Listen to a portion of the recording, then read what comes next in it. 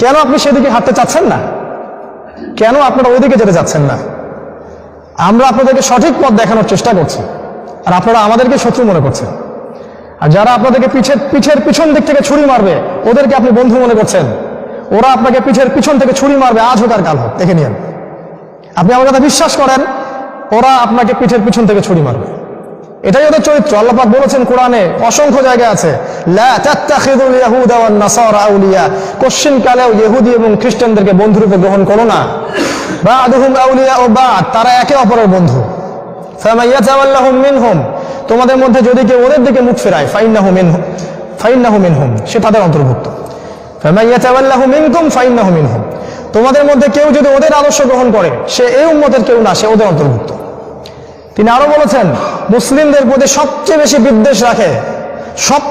বিদ্বেষ রাখে লাতাজিদান্না আশাদ্দান নাস আদাওয়াতান লিল্লাযিনা আমানু আল ইয়াহুদ ওয়াল্লাযিনা আশরাকু। সূরা মাইদা পড়ে দেখেন।